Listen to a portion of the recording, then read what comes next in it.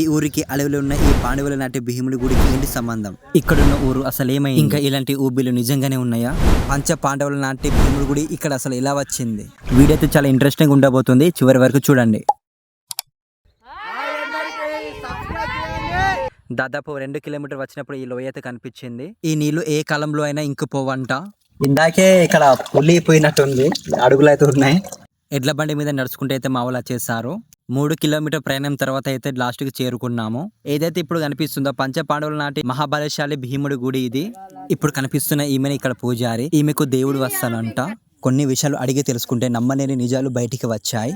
ఈ అడవి మధ్యలో ఒక ఊరు ఉండేదంట. వాళ్ళు వాడుకున్న వస్తువులు కూడా ఇక్కడ ఉన్నాయని ఆమె చెప్పింది. ఇప్పుడు కనిపిస్తున్న ఈ రోకల మీదనే దంచి తినేవాళ్ళంట. వాళ్ళు పూజించుకున్న రాళ్ల విగ్రహాలు ఇక్కడే ఉన్నాయి. ఈ కనిపించేది వినాయకుడి గుడి. తాగడానికి తినడానికి ఇవే నీళ్ళని వాడతారు. ఈ నీళ్లు అడవి మధ్యలో చెట్ల నుండి వస్తాయంట. ఏ కాలంలో అయినా ఇంకిపోవు. ఈ నీళ్లు ఎలా వస్తున్నాయి, తాగడానికి ఎలా ఉంటాయి, ఒకసారి తాగి చూద్దాం.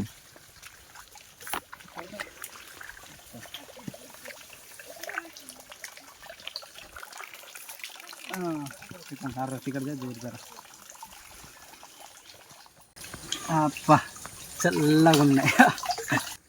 టేస్ట్ ఎలా ఉందంటే మన ఊరి బోర్ వాటర్ కన్నా ఫిల్టర్ వాటర్ కన్నా చాలా 100 రెట్లు చాలా బాగున్నాయి. కనిపించేది ఇది సోంపు ఆకులంట. దీన్ని తింటారంట. ఒకసారి తిని చూద్దాం ఎట్లుంటుందో టేస్ట్. అప్పటి కాలం వాళ్ళు ఇలాంటివి తినే బతికే వాళ్ళేమో, అందుకే చాలా గట్టిగా ఏ రోగాలు లేకుండా బతికే వాళ్ళు.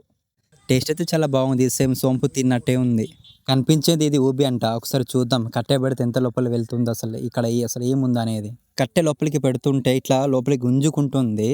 బయటికి లాగుదామన్న కట్టె రావట్లేదు బయటికి. ఇలాంటి ప్లేసెస్కి వెళ్తే కొంచెం జాగ్రత్తగా ఉండండి. పూజకి టైం అవుతుందని పోచమ్మ దగ్గర వెళ్దామని పిలిస్తే వెళ్ళాము. ఏ ఊరిలో అయినా పోచమ్మ గుడి ఖచ్చితంగా ఉంటుంది. ఈ పోచమ్మ గుడిని చూస్తేనే అర్థమవుతుంది ఇక్కడ 80 సంవత్సరాల క్రితం ఊరుండి వాళ్ళు కూడా ఇలా పూజించుకున్నారని. కనిపిస్తున్న ఈ దట్టమైన అడవిలో పులులు, సింహాలు, జింకలు చాలా జంతువులు ఉంటాయంట. ఫ్యామిలీ అందరం వెళ్ళి భీముడి గుడి దగ్గర పూజ చేసి ఆశీర్వాదాలు తీసుకున్నాము. మా నాన్నైతే నాటుకోడిని మంచిగా వస్తున్నాడు. నేను కూడా మా వాళ్ళకి కూరగాయలు కోసి సాయం చేశా. ఈ అడవిలో చెట్ల మధ్యలో ఫ్యామిలీ అందరితో కలిసి ఇలా వండుకొని తినడం చాలా బాగా నచ్చింది. ఆకలి అయితే ఉంది, తొందర తిందామని ఫాస్ట్గా అయితే కోసేసా.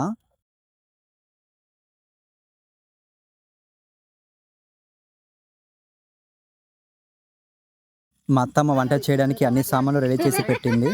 అడవిలో కట్ల పొయ్యి మీద వంట ఎలా చేస్తున్నారో చూడండి.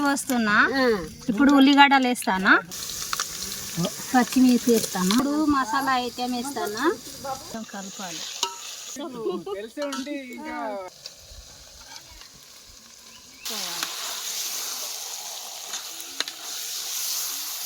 మొత్తానికైతే నాటుకోడి కూర అయితే అయిపోయింది. వాసన అయితే గుమ్మగుమ్మలాడిపోతుంది. తిని చూద్దాం ఎట్లుంటుందో. ఈ అడవిలో పచ్చని ప్రకృతిలో ఫ్యామిలీ అందరం ఇలా కలిసి తినడం చాలా బాగుంది. ఈ ఫీలింగ్ అయితే ఎంత ఏం చేసినా అయితే దొరకదు. సరదాగా మాట్లాడుకుంటూ నవ్వుకుంటూ చాలా ఎంజాయ్ చేసాము. తిని అయిపోయిన తర్వాత ఎడ్లకు నీళ్లు తాగించి కాసేపు గడ్డి అలా తినిపించాను. అప్పటికే టైం 5 అవుతుంది. సో ఇక వెళ్ళలే కాబట్టి మాట్లాడుతూ నవ్వుకుంటూ వెళ్ళిపోయాము. వీడియో ఎలా అనిపించిందో కింద కామెంట్లో చెప్పండి. కుదిరితే లైక్, సబ్స్క్రైబ్ చేయండి. Thank you.